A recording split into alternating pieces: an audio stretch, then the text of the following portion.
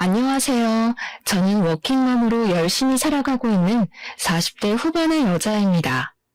예전에 화제가 되었던 드라마에서 여주인공이 말했던 대사가 생각이 나는데요.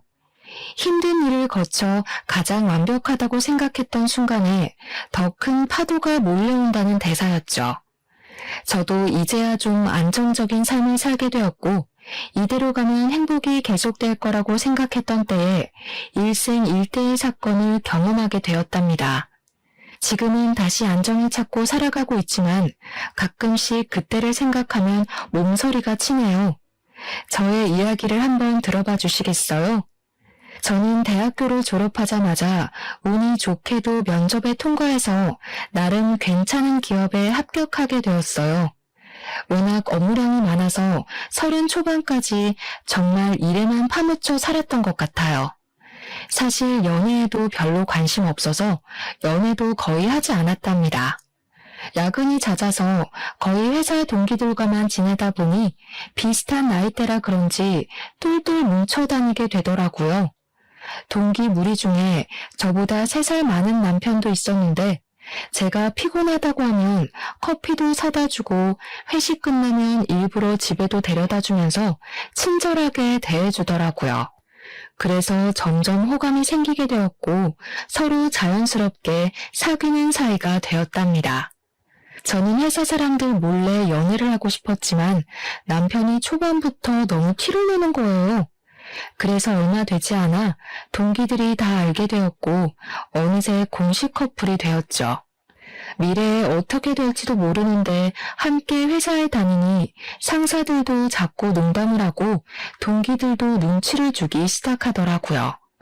너무 불편해서 남편에게 둘 중에 한 명이 이직하지 않으면 이 관계를 끝내겠다고 엄포를 놓았죠. 남편도 저에게 푹 빠져있을 때라서 열심히 다른 곳을 찾아보더라고요. 결국 비슷한 조건의 기업으로 연봉도 좀 더 높여서 이직에 성공하더라고요. 저는 남편의 추진력 있는 모습에 더욱 신뢰가 생겼던 것 같아요. 그렇게 3년의 연애 끝에 결혼까지 하게 되었죠. 친정과 시댁의 수준이 거의 비슷해서 딱히 반대는 없었답니다. 어느덧 15년의 세월이 흘렀고 남편과 저는 열심히 저축해서 수도권에 있는 아파트도 마련했고 둘이 합쳐 연봉도 넉넉해졌어요. 중학생이 된 딸과 함께 별 문제 없이 똑같은 일상을 살아나갔답니다. 저는 계속 같은 회사에 다니고 있고 어느새 과장 직급이 되었는데요. 워킹맘으로 살면서 그만두고 싶었던 순간이 몇백 번은 되었죠. 특히 아이가 초등학교 들어갔을 때는 너무 힘들어서 사표 내기 직전까지 갔었답니다. 딸이 아직 어린데 옆에 있어주지 못할 때나 주변 전업주부 엄마들이 저를 따돌릴 때 얼마나 서러웠는지 몰라요. 평생 전업주부로 살아오신 시어머니도 제가 일하는 걸 항상 못마땅해 하셨어요. 처음에 결혼한다고 인사드리러 갔던 날부터 제 인상이 너무 세서 남편 기를 죽일 것 같다느니 여자가 뭔 일을 그렇게 남자처럼 많이 하느냐느니 하면서 탐탁지 않아 하셨죠. 제가 너무 바빠서 발을 동동거릴 때 항상 저를 도와주신 건 친정 어머니였답니다. 힘들 때마다 울면서 일을 관둬야겠다고 말하면 자기가 최대한 도와주겠다면서 절대로 그만두지 말라고 여자도 자기 일을 갖고 있어야 한다고 용기를 주셨죠. 시댁은 우리 아파트와 가까운 거리에 있는 빌라에 살고 계셔서 정말 급할 때 아이를 부탁드렸던 적도 있었는데 항상 매몰차게 거절하셨답니다. 제가 전화를 할 때마다 멀리 나와 있다면서 단 한 번도 아이를 봐주시지 않았죠. 그래서 항상 시모에게 서운한 마음을 갖고 있었지만 겉으로 내색은 잘하지 않았어요. 왜냐하면 명절이나 제사 때에도 늦게 가는 날이 많고 시댁에도 자주 찾아가지 못해서 죄송한 마음이 있었거든요. 시모는 제가 늦게 가면 눈을 흘기시며 일가는 티 좀 내지 말라고 이 동네에서 네가 제일 바쁜 여편네 같다고 항상 핀잔을 주셨어요. 남편에게는 2살 위인 형이 있는데요. 제 손이 동서인 형님은 남편과 동갑이고 우리 딸과 같은 나이의 아들이 한 명 있답니다. 형님도 항상 전업주부로 살아왔는데 굉장히 여성스러운 스타일이에요. 머리도 아가씨처럼 긴 웨이브를 하고 옷도 꽃무늬 원피스 같은 걸 좋아하는지 그런 것만 입고 있는 것 같더라고요. 사실 아주버님이 중소기업에 다니시는데 세 식구 살기에는 연봉이 좀 부족할 것 같은데요. 형님은 저만 보면 생활비가 모자란다고 아들이 학원비가 없어서 다니질 못한다고 그런 소리를 항상 하시더라고요. 솔직히 저 같으면 아르바이트라도 할 것 같은데 자기는 현모양처라서 집에서 살림하는 게 제일 좋다면서 일은 못할 것 같다고 하는 게 아니겠어요. 그럼 돈이 부족하단 말은 안 해야 되는데 항상 앓는 소리를 하니까 듣기가 좀 거북하더라고요. 저는 성격이 좀 사무적이라 그럴까요? 딱딱한 편이라 시모에게 살갑게 구는 걸 잘 못하는데 형님은 시모에게 아주 애교 있게 대하고 부를 때도 엄마라고 불렀답니다. 둘 사이가 어찌나 좋은지 모르는 사람들이 보면 모녀 사이로 알 정도였죠.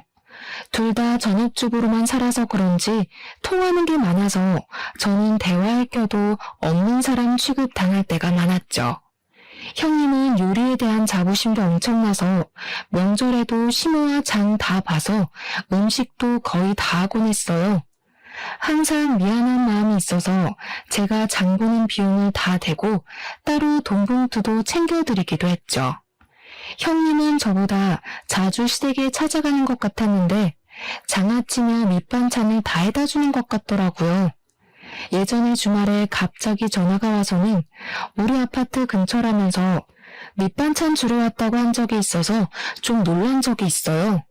그때 형님이 집에 한번 와보고 아파트 평수가 넓어서 충격을 좀 받았던 모양이더라고요.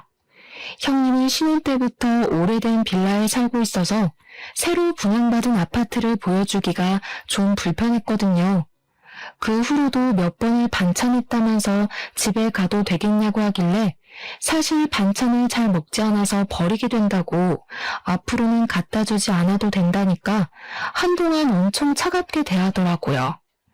어김없이 추석 명절이 돌아왔고 남편과 딸은 먼저 시댁에 가 있었지만 저는 회사에 갑자기 일이 터져서 해결하고 가느라 저녁에야 갈 수 있었답니다.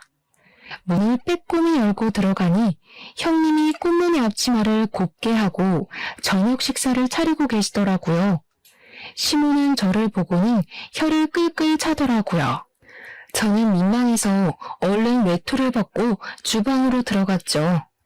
이번 명절에도 어김없이 회사에 급한 일이 생겼니? 너네 회사는 명절 때만 되면 일부러 그러냐 아니면 네가 일부러 그러는 거냐? 죄송해요. 공교롭게 명절 때랑 결제하는 시기가 비슷해서 일이 많네요. 제가 이거 할까요? 됐다. 누구 말 맞다나 다된 밥상에 숟가락만 얹으려고? 난 너처럼 염치가 없는 애는 살다 처음 본다. 너는 이런 형님이 있는 걸 하늘이 도왔다고 생각해야 돼. 어느 누가 아무 소리 안 하고 네 몫까지 다 해주냐? 엄마, 그만하세요. 동서도 힘들게 일하고 왔는데요. 명절에 큰 소리 내면 안 좋잖아요. 제가 밥 풀 테니까 거실에 가 계셔요. 다들 둘러앉아 저녁을 먹는데 시부모를 비롯해서 남편까지 음식이 맛있다면서 형님 칭찬하느라 바쁘더라고요. 저는 꽂아놓은 보리자루처럼 앉아서 밥을 먹었죠. 갈비 좀 먹으려고 하면 시모가 어찌나 째려보는지 저는 눈치가 보여서 앞에 놓인 밑반찬만 집어 먹었어요. 그랬더니 형님이 제 밥그릇에 갈비를 놔주면서 사람 좋게 웃는데 뭐라고 할 말이 없더라고요. 밥을 다 먹고 제가 설거지를 시작했죠. 시모는 식탁에 앉아 저를 째려보며 과일을 먹고 있었고 형님이 그릇들을 정리했어요. 설거지할 거 많은데 내가 할게. 동서는 일하고 와서 힘들 텐데 좀 앉아있어. 무슨 소리를 하니? 당연히 설거지라도 해야지 뭘 한 게 있다고. 너는 명절 내내 밥 차리고 설거지해라. 친정 갈 국민은 접어두고. 어머니, 그래도 친정은 가야죠. 이런 말씀까진 안 드리려고 했지만 제가 못하는 만큼 금전적으로 채워드리려고 노력하잖아요. 그리고 음식하기 힘드시면 요즘엔 사다 먹어도 맛있어요. 송편도 전도 사 먹는 게 더 돈도 절약되고요. 아이고, 아주 돈 좀 번다고 유난 떨기는. 네가 그딴 말을 쉽게 내뱉는 걸 보니 평소에 우리 아들한테 어떻게 해먹이는지 환히 보인다. 너 반찬이며 뭐며 깡그리 사다 먹지? 요즘 젊은 사람들은 사다 먹는 사람 많아요. 물론 음식하면 그만큼 사랑과 정성이 들어가겠지만 바쁘면 사다가 먹어도 되죠. 넌 큰애 좀 보고 배워야 돼. 세상에 이번에 마늘장아찌는 또 얼마나 맛있게 담가다 줬는지. 여자가 이렇게 살림을 꾸리고 남편하고 애들 잘 먹이고 이런 데 신경을 써야지. 널 보면 내가 억장이 무너져. 우리 아들 불쌍해서. 저는 속이 부글부글 끓었지만 신호의 말에 대답하지 않고 묵묵히 설거지만 했답니다. 그때 갑자기 형님이 제 팔 위로 뜨거운 물을 확 붓는 게 아니겠어요. 저는 너무 놀라 악 소리를 질렀죠. 순간이었지만 형님이 저를 무표정으로 노려보는데 소름이 끼치더라고요.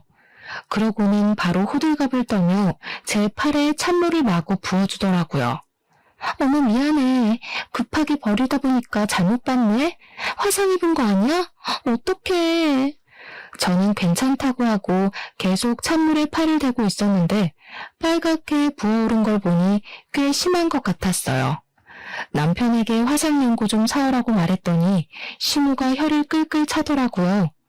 질질치 못해서 그새 또 사고를 치고 남편을 부려먹어? 내가 너만 보면 혈압이 올라. 그런데도 회사는 안 잘리는 거 보면 신기해. 동서가 좀 덤벙거리는 편인 것 같긴 해요. 민지도 보니까 너무 산만하더라.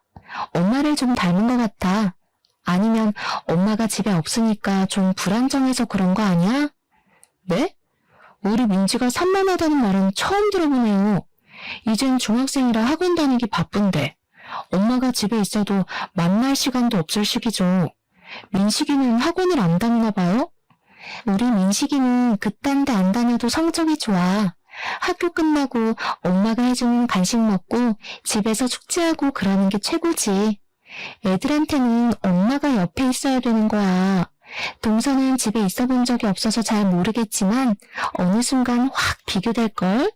형님은 전업이라는 자부심이 대단한 건지 제가 못마땅한 건지 대화해보면 은근히 저를 깎아내릴 때가 많아서 기분이 좋지 않았어요.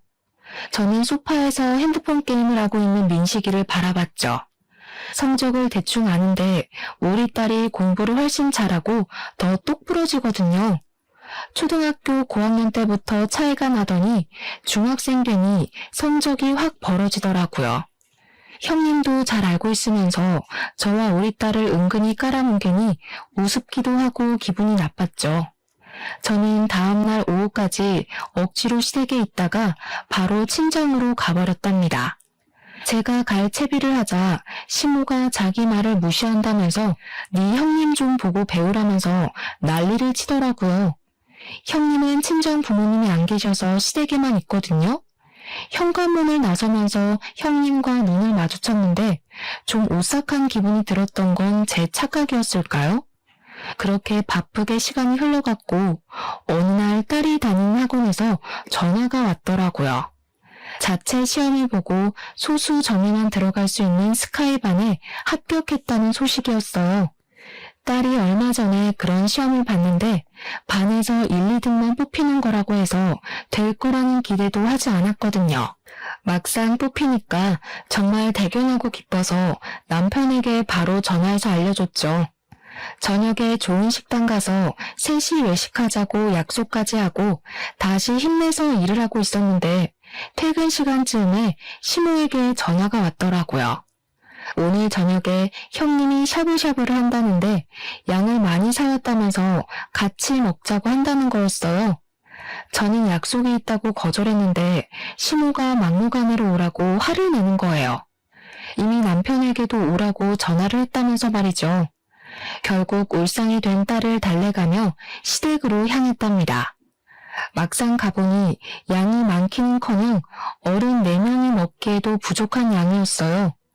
제가 좀 모자랄 것 같다고 하자 형님이 자기 기준으로 많은 양이라면서 더 먹고 싶으면 저에게 소고기를 더 사오라고 하더라고요.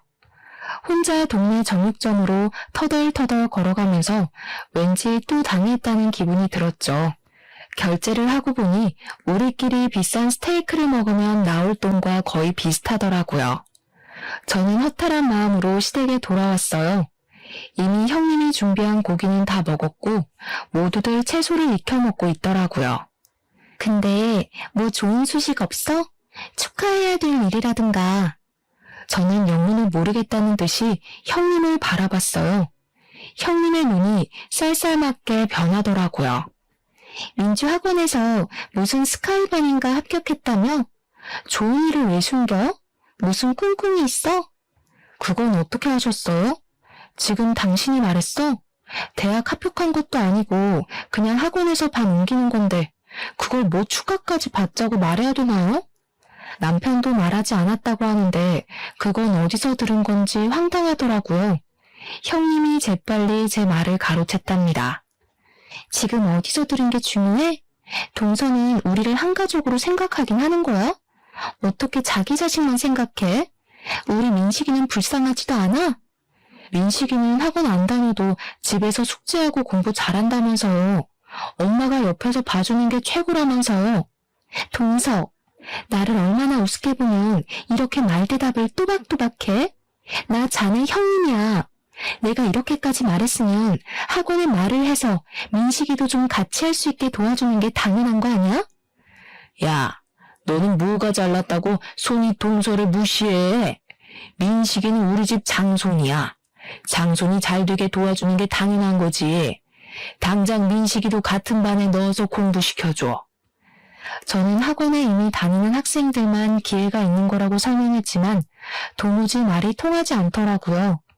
남편이 가만히 있다가 자기가 학원 등록해준다고 원할 때까지 다니라고 말을 하는 게 아니겠어요? 저는 놀라서 남편을 봤는데 저를 차갑게 외면하더라고요. 형님이 남편 말을 듣고는 저를 쳐다보면서 픽 하고 비웃더라고요. 근데 그게 순간이라 다른 사람들은 보지 못하는 것 같았어요.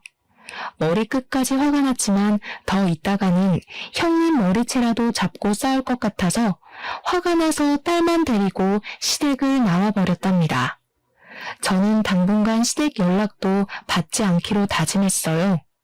생활비 통장을 보니 조카의 학원비가 매달 빠져나가고 있는데 볼 때마다 화가 솟구치더라고요. 남편도 꼴 보기가 싫어서 대화도 많이 줄었는데 남편이 좀 변한 기분이 들었어요.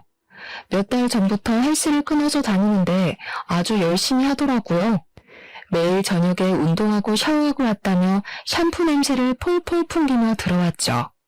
욕실에서 씻기 전에 우통을 벗고 자기 몸을 감상하지를 않나. 출근 전에 셔츠 입다가도 가슴 근육을 눌러보지를 않나. 안 하던 일을 하는 게 아니겠어요. 운동을 하다 보니 몸 만들기에 관심이 생겼나 싶었죠. 더 나이 들기 전에 활기차게 살아야 한다면서 무슨 동호회도 가입했다고 하더라고요. 주말에 동호회 모임 있다고 나갈 때는 멋을 엄청 부리고 나가더라고요. 사춘기 남자애처럼 머리 스타일도 엄청 신경 쓰고요. 저는 점점 의심이 가기 시작해서 동호회 모임하고 있을 때 사진을 찍어 보내라고 하기도 했답니다. 그럼 남녀가 여러 명이 식당에서 찍은 사진을 바로바로 보내주더라고요. 동호회를 나가는 건 맞는 것 같고 의심은 계속 가는 애매한 상황이 이어졌죠. 하루는 남편의 반응을 보기 위해서 남편 퇴근 시간에 맞춰 본관 정문과 주차장 입구 사이에서 기다리고 있었어요. 퇴근 시간 30분이 지났는데도 나오질 않아서 전화를 해볼까 하는 찰나에 그 앞에서 형님을 마주쳤답니다. 제가 형님을 부르자 소스라치게 놀라더라고요. 어두워서 잘 보이진 않았는데 형님의 화장이 좀 진해서 다른 사람처럼 보이더라고요. 여긴 무슨 일이냐고 묻자 근처에서 친구를 만나기로 했다는 거예요. 제가 이 건물이 남편 회사라고 하자 자기는 몰랐다면서 급해서 먼저 간다고 빠른 걸음으로 가버렸답니다. 저는 고개를 갸우뚱하면서 남편에게 전화하자 근처에서 고객을 좀 만나고 있었다면서 형님이 간 길 쪽에서 황급히 달려오더라고요. 갑자기 회사에 왜 찾아와? 너 만났냐? 별일 다 보니 진짜. 왜 이렇게 놀라? 예전에도 시간 맞으면 내가 여기 와서 기다렸다 같이 가고 그랬잖아. 그나저나 형님 못 봤어? 아까 그쪽으로 갔는데. 형수는 무슨? 이 시간에 집에 있겠지 여기 왜 있냐? 너처럼 맨날 밖으로 나가도는 애랑 같아? 완전히 1등 현모양처인데 우리 형은 무슨 복인지 몰라. 말 다 했어? 요즘 들어 이상하게 형님이랑 나를 비교한다. 아주버님은 오히려 나처럼 돈 잘 벌어오는 마누라 원할걸? 당신 혼자 벌면 이 정도로 살 수 있을 것 같아? 우리 엄마 말이 다 맞아. 너 진짜 그 돈으로 뭐든지 해결하려는 것 좀 고쳐. 내가 혼자 벌 테니까 그럼 네가 형수처럼 집에서 살림 좀 완벽하게 해봐. 나도 삼시세끼 따뜻한 집밥 좀 받아보자. 요즘에 남편이 형님과 저를 비교하는 말을 자주 하기 시작하더라고요. 시댁에 찾아간 지도 꽤 돼서 형님을 만난 적도 없을 텐데 왜 자꾸 말을 꺼내는지 수상한 기분이 들었죠. 남편이 잘 때 핸드폰을 뒤져보기도 했지만 다른 여자의 흔적은 전혀 발견할 수가 없었답니다. 남편은 가지도 않던 출장도 한 달에 한 번씩은 꼭 가기 시작했는데요. 저는 남편이 출장을 가면 서재를 한 번씩 싹 뒤져보려고 벼르고 있었어요. 그렇게 2일 동안 출장을 간다고 나가기가 무섭게 서재를 살펴봤는데 서랍장 구석에서 종이로 둘둘 싼 뭔가를 발견했답니다. 풀어보니 핸드폰이더라고요. 핸드폰을 켜보니 비밀번호가 걸려있어서 볼 수가 없더라고요. 저는 바로 포렌식을 많은 업체를 검색해서 핸드폰을 가지고 갔어요. 비밀번호를 잃어버려서 도저히 열 수 없다고 했고 몇 분 지나지 않아 많은 양의 사진과 메시지를 받아볼 수 있었어요. 역시나 남편은 외도를 하고 있는 듯 보였어요. 20대가 풋풋한 연애를 하듯이 한 여자와 무수히 많은 사진을 찍어놓았더군요. 회사 동료로 만나 20년이 안 되는 세월을 함께 겪으며 인생의 한 팀이 되어간다고 생각했었는데 그건 저만의 착각이었던 거죠. 남편에 대한 믿음이 산산조각이 난 순간이었답니다. 저는 딸이 들을까봐 몰래 가슴을 치며 소리 죽여 울었어요. 저는 남편을 용서할 수 없었기에 헤어지기로 결심했고 남편이 출장해서 돌아오기만을 기다렸죠. 남편이 아주 신나는 얼굴로 집에 들어오더라고요. 저는 소파 테이블 위에 남편의 핸드폰을 올려놓고 남편을 가만히 쳐다봤어요. 핸드폰을 발견하고 순식간에 얼굴이 굳어지더라고요. 그러더니 얼른 핸드폰을 휙 채가버리더군요. 그렇게 가져가봐야 이미 안에 있는 거 다 봤어. 너 바람 피우니? 너 나 없을 때 책상 다 뒤졌냐? 기어이 핸드폰까지 다 뒤지고? 너 이거 범죄야. 사생활 침해라고. 사생활 좋아하네. 다시 한번 물을게. 너 사진 속 그년이랑 바람 피우냐? 천박하게 바람이 뭐야? 남자가 잠깐 흔들릴 수도 있는 거지. 어떻게 평생을 한 여자만 보냐? 생각하는 거 하고는 이거 완전히 쓰레기였네. 너는 분리수거도 안 되고 그냥 쓰레기 봉투에 묶어버려야겠다. 당장 앞장서 너네 집으로 가. 저는 형님 부부에게도 시댁으로 오라고 전화를 해놓고 남편을 끌고 시댁으로 갔어요. 들어가자마자 남편이 바람 피운다고 나는 용서할 수 없으니 이혼할 거라고 말했죠. 남편이 이혼까지는 생각을 안 했는지 놀란 눈으로 저를 바라보더라고요. 이 야밤에 시댁에 쳐들어와서 경박하게 이혼 얘기나 해대고 남자가 한번 실수할 수도 있지. 보니까 남편 말도 제대로 안 들어본 모양인데 어른들 앞에서 뭐하는 짓이야? 역시 어머니가 그렇게 나오실 줄 알았어요. 아들이 잘못을 했으면 혼을 낼 줄 알아야지. 이 와중에도 아들 편을 드세요? 저는 다른 여자랑 그런 사진 찍어대는 남자랑은 더는 못 사니까 그렇게 아세요. 어머, 이게 무슨 일이야? 사진은 무슨 얘기야? 하긴 바람 피우는 상대랑 더는 못 살지. 어떡해. 무슨 이혼이 애들 장난이야? 난 너 처음 봤을 때부터 마음에 안 들었어. 맨날 회사 그러면서 시댁을 우습게 보고 말이야. 네가 한 번이라도 시분 밥을 차려준 적 있어? 며느리 노릇도 한 번도 안 해본 게? 지금까지 매달 용돈 빠짐없이 드렸어요. 어머니는 맨날 돈으로 퉁친다고 하는데요. 육아휴직하고 돈 없을 때도, 아파트 이자 내느라 빠듯할 때도 꼭 어머님 용돈은 챙겨드리려고 제가 얼마나 노력했는지 아세요? 친정에는 용돈 드리지도 않는 거 어머니도 아시잖아요. 또 그놈의 돈으로 유세 떠네. 니까짓 게 얼마나 번다고. 야, 됐어. 우리 아들하고 당장 이혼해. 어디서 천박한 게 들어와서 이런 분란을 만들고 난리야? 보고 있던 남편이 머리를 마구 쥐어뜯으며 소리를 지르기 시작하더라고요. 아주버님이 형님을 말리고 형님은 저를 또 무표정으로 쳐다보고 있더라고요.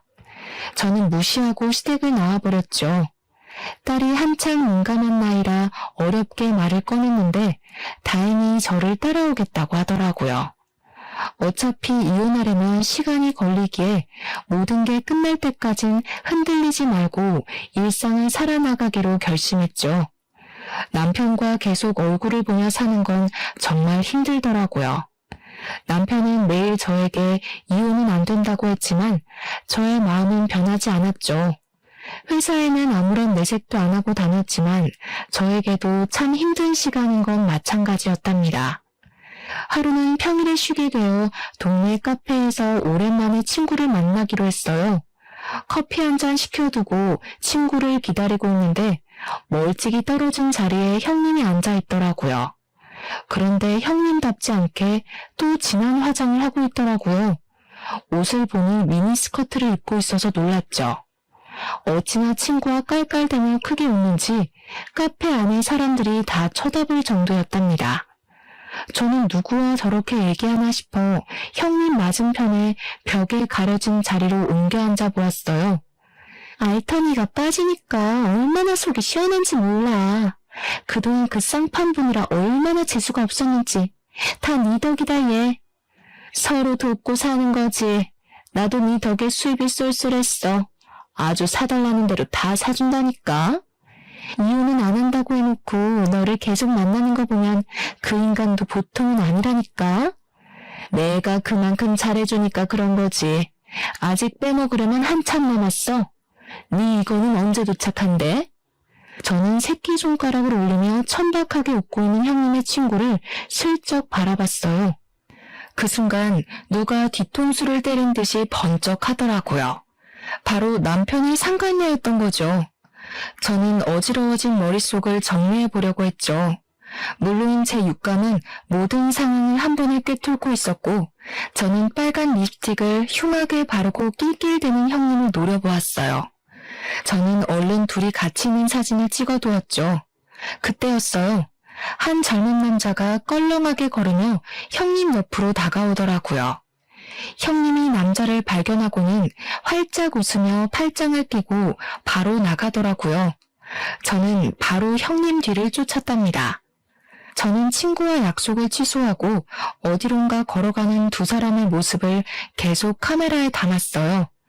형님은 남자의 허리에 팔을 척 두르고 아주 신나서 걸어가더라고요. 두 사람이 들어간 곳은 카페에서 얼마 떨어지지 않은 거리에 있는 숙박업소였답니다. 저는 들어가는 모습을 동영상으로 찍어놓고 형님이 나올 때까지 기다렸어요. 역시나 몇 시간 후에 남자와 나오더니 그 앞에서 남자와 헤어지고 어디론가 바쁘게 걸어가더라고요. 저는 집으로 돌아와 형님에게 남자와 찍은 사진 한 장을 보내고 저녁 7시까지 우리 집으로 오라고 메시지를 보냈어요. 형님은 아무런 대답이 없었지만 7시가 살짝 넘은 시간에 초인종이 울리더라고요. 현관문에 들어서서 나를 째려보는 형님은 눈빛부터 달라 보였어요. 여태껏 봤던 살림 잘하고 여성스러운 며느리와는 딴판이더라고요. 형님은 소파에 앉아 다리를 착 꼬고 어쩔 거냐는 눈빛으로 저를 보더라고요. 지금 집에 저밖에 없고 전 더 이상 그 집안 며느리도 아니니까 그렇게 바라보실 거 없어요. 아주버님 저녁 챙겨주고 오신 거예요? 몰라. 오늘 늦게 온대. 이제 우리 집안 사람도 아니면서 그딴 사진을 왜 보내? 뭐 협박이라도 하게? 내 뒤라도 밟았어? 오늘 쉬는 날이어서 나갔다가 우연히 봤어요. 너무 놀라서 여쭤보려고 사진 좀 찍은 거고요. 놀랐는데 사진 찍을 여유까지 있고 역시 똑똑한가 봐. 그래서 나 바람 피운다고 우리 남편한테 말이라도 하게? 그 인간은 내가 둘러대면 깜빡 속아 넘어가. 네 말을 믿을 것 같아? 그럼 이건요? 이건 어떻게 설명할 건데요? 저는 형님과 상간녀와 함께 있는 사진을 보여주었죠. 형님의 얼굴이 파르르 떨리더니 곧 픽하고 비웃더라고요. 아, 이것도 봤어? 그래서 뭐 어쩔 건데. 이미 이혼 도장 다 찍은 마당에. 그래, 다 내가 꾸민 짓이다. 네가 돈 번다고 하도 꼴값 떨어서 너 좀 엿 좀 먹어보라고. 이혼까지 갈 줄은 몰랐는데 암튼 더 잘 됐지. 이젠 평생 네 면상 안 봐도 되잖아? 내가 싫다고 이런 짓을 꾸몄단 말이에요. 내 가정을 망가뜨리고 우리 딸 가슴을 아프게 하고 진짜 제정신이 아니네요. 나보다 나이도 어린 게 돈 좀 번다고 무시하고 네 딸 공부 잘한다고 무시하고 우리는 구질구질하게 사는데 너흰 해외여행이나 다니고. 그러게 사람이 겸손해야지. 자랑질 좀 그만하고. 내가 언제 자랑을 했어요? 지금 보니까 민지 스카이반 간 것도 그 상간녀가 알려준 거네? 그렇죠. 남편 동우에 소개해준 게 형님이에요, 그럼? 그래, 불륜 모임인데 내가 40대 모임이라고 소개해줬어. 알려줘도 가는 남자가 있고 안 가는 남자가 있어. 이 남편도 그런 놈이니까 바람을 피운 거지. 내가 뭐 둘을 한 방에 묶어놨겠니? 어차피 북치고 장구친 건 네 남편이야. 형님은 저를 비웃으면서 주머니에서 담배를 꺼내들더라고요. 그러고는 담배 연기를 저한테 훅 뿌려댔어요. 그때였죠. 방에서 시부모와 아주버님과 남편이 우르르 달려나왔어요. 그걸 본 형님 얼굴이 하얗게 질려서 담배를 툭 떨어뜨리더라고요. 시모가 대뜸 형님의 머리채를 잡고 흔들기 시작했죠. 아주버님도 형님의 뺨을 세게 때리고는 악 소리를 내며 절규를 하더라고요. 아주버님을 붙잡고 한탄하던 시모가 분이 안 풀렸는지 형님의 머리를 사정없이 때리더라고요. 형님은 소리도 못 내고 부들부들 떠면서 맞고만 있었죠. 감히 니까지 꽤 우리를 속여? 부모도 없는 거 불쌍해서 걷어줬더니만 아주 듣고 있으니 가관이네. 너 여태껏 몇 놈이랑 바람이 난 거야? 그것도 모르고 우리 불쌍한 큰아들 혼자 너 먹여 살리느라 그렇게 밤낮 없이 일하고. 인두껍을 쓰고 어떻게 이런 일을 벌일 수가 있어? 나 이혼시키려고 네가 작정하고 그년을 들이밀었단 말이야? 그것도 모르고 그 꼬패한테 여태껏 퍼준 게 얼마야? 네가 다시 다 돌려내. 네가 다 원상복구 해놓으라고. 남편이 형님 멱살을 잡고 거칠게 흔들다가 바닥에 철퍼덕 주저앉더라고요. 그러다가 제 다리를 잡고 애걸하기 시작했죠. 여보, 다 들었지? 저게 다 꾸민 일이라잖아. 솔직히 작정하고 들이대는데 안 당해낼 남자가 몇이나 되겠어? 내가 앞으로 죽은 듯이 당신 말만 들으면서 살 테니까 제발 이혼만은 하지 말자. 저 여자가 한 말 못 들었어. 그런 놈이니까 걸려들은 거라잖아. 틀린 말 없네. 내가 제대로 된 남자를 못 골라서 이런 사달이 났다는데 어쩌겠어. 내 결심은 변함없으니까 그렇게 알아. 저는 이미 저의 짐은 다 빼놓은 상태였기에 미련 없이 그 집을 나왔죠. 남편이 이혼에 동의하지 않아서 저는 소송 이혼으로 진행할 수밖에 없었답니다. 그리고 상간녀에게도 바로 상간녀 소송을 걸었고요. 변호사가 상간녀에 대해 알려주었는데요. 형님과 상간녀는 중학교 때부터 친했던 친구 사이라네요. 소위 말하는 문제아 시절을 함께 보냈고 동네에서도 사고를 많이 쳐서 아주 유명했다고 하더라고요. 우연치 않게 아주버님도 이혼 상담을 한다고 같은 변호사 사무실에 왔더라고요. 한 번 마주쳤는데 잠깐 이야기를 나눴죠. 따지고 보면 아주버님은 저보다 더 마음의 상처를 입은 피해자니까요. 형님은 현모양처가 꿈이었던 건지 과거를 숨기려고 그렇게 연기를 한 건지는 모르겠지만 아주버님이 일하는 동안 거의 매일 밖으로 나다녔고 바람도 숱하게 피웠다고 하더라고요. 형님이 우리 집과 비교하면서 돈 좀 많이 벌어오라고 그렇게 아주버님을 구박해서 밤에는 대리운전까지 다녀야 했었다네요. 너무 바쁘고 형님을 믿었기에 신경 쓰지도 않았었는데 이번 일로 시조카가 오면서 자기가 아는 건 다 이야기해 준 거라고 해요. 가만히 아주버님의 이야기를 듣고 있다가 전 남편 얘기를 꺼내려고 하기에 바쁜 일이 있다며 얼른 자리를 피해버렸답니다. 워낙 남편의 증거가 확실했고 남편도 반성을 해서 소송은 비교적 짧은 시간 안에 끝날 수가 있었네요. 아파트의 절반 가격을 받고 위자료도 받을 수 있었죠. 딸의 양육비도 매달 받는 것으로 판결이 났답니다. 저는 남편에게 받은 돈과 직장인 대출을 받아서 딸과 둘이 살 자그마한 아파트를 얻을 수 있었어요. 사실 이런 일에 휘말리고 이혼까지 하게 되면서 딸이 상처를 받을까봐 가장 걱정이 컸죠. 이제 자기도 컸다면서 엄마의 마음을 이해한다면서 오히려 저를 위로해주는 딸이 있어 좀 더 빨리 일상으로 돌아올 수 있었던 것 같아요. 그렇게 이혼한 지 반년의 시간이 지났고 저는 딸과 둘이 살아가는 삶에 익숙해지고 있었죠. 어느 날 퇴근하고 집에 돌아오니 낯익은 신발이 현관 앞에 있는 게 아니겠어요. 그리고 아주 커다란 짐가방이 놓여 있더라고요. 놀라서 들어가 보니 역시나 신호가 떡하니 앉아 있더라고요. 그 옆에선 딸이 저의 반응을 보고 안절부절 못하고 있더라고요. 딸에겐 할머니니까 어쩔 수 없이 문을 열어주었겠죠. 저는 딸에게 괜찮다고 눈짓을 보내고 방에 들어가라고 했어요.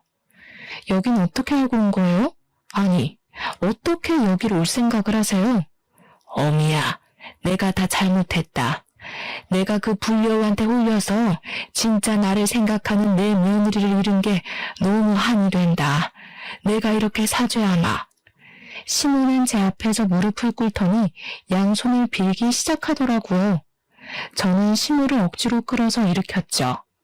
왜 이래요 이제 와서. 얼른 나가요. 경찰 부르기 전에. 또 찾아오면 진짜 가만히 안 있을 거예요? 애미야, 제발 나 좀 용서해 주렴. 내가 갈 데가 없어. 늙은 시어미가 길거리에서 자다가 죽었으면 좋겠니? 아니면 딱 한 달만 여기서 좀 지나게 해다오. 응? 이게 무슨 말 같지도 않은 소리예요? 누가 내 시어머니야? 나 같은 며느리 필요 없다고 내칠 때는 언제고. 나가요, 나가. 내가 진짜 갈 데가 없어서 그래. 첫째가 이혼하고 일도 때려치우고 맨날 술만 마셔. 나만 보면 집안 살림 다 때려 부수고 나가라고 소리를 질러서 내가 집에 있을 수가 없다. 아이고, 내 신세야. 그건 제 알바가 아니에요. 저는 더 이상 그 집하고 얽혀있는 사람이 아니라고요. 이 더러운 가방 갖고 당장 나가요, 당장. 저는 시모를 있는 힘을 다해 문 쪽으로 밀었죠. 시모가 신발장을 붙잡고 엉엉 울면서 버티고 있는 걸 보니 어이가 없더라고요. 전 남편에게 바로 전화를 걸어서 당장 모시고 가라고 소리를 질렀답니다. 30분도 안 돼서 전 남편이 왔더라고요. 둘이 짠 건지 문을 열어주니 전 남편이 마구 비집으면서 결국은 거실까지 들어오는 게 아니겠어요. 오랜만에 본 전 남편은 회사도 다니지 않는지 더벅머리에 수염도 덥수룩하고 초췌한 얼굴을 하고 있더라고요. 전 남편은 조금 전에 시모마냥 제 앞에 무릎을 꿇고 손을 싹싹 빌기 시작했답니다. 여보, 제발 우리 다시 합치자. 내가 부모님이랑 형이랑 그 코딱지 같은 집에서 정말 죽지 못해 살아. 그 나쁜 놈은 형이 이혼소송 승소했는데도 형 돈을 다 가지고 튀었어. 우리 민지를 생각해서라도 나 좀 살려줘. 이혼한 뒤로 양육비는커녕 민지한테 전화도 한 번 안 한 게 무슨 아빠라고 내 딸 이름을 들먹여. 둘 다 이렇게 나온다 이거지? 전 남편의 행동을 보니 더하면 더했지 순순히 시모를 데려갈 것 같지가 않더라고요. 저는 동네 창피했지만 어쩔 수 없이 경찰을 불렀어요. 경찰들이 와서 남편과 시모의 팔을 잡고 달래며 문 밖으로 끌어내기 시작했답니다. 그때 경찰에게 잡힌 시모가 저한테 확 달려들면서 살려달라고 악을 쓰는 게 아니겠어요? 저는 너무 놀라서 뒤로 물러섰답니다. 아무리 봐도 정상적인 사람처럼 보이지가 않더라고요. 경찰이 시모와 이런저런 대화를 해보더니 아무래도 치매 환자인 것 같다고 말을 하더라고요. 저는 놀라서 전 남편을 쏘아봤는데 남편은 이미 다 알고 있었던 듯이 고개를 푹 숙이고 아무 말이 없더라고요. 시모는 아들 2명이 한꺼번에 이혼한 충격이 너무 컸는지 이상한 행동을 자꾸 하다가 결국 치매 판정을 받았다고 했죠. 전 남편이 갑자기 눈물을 절절 흘리면서 제 앞에 털썩 주저앉았답니다.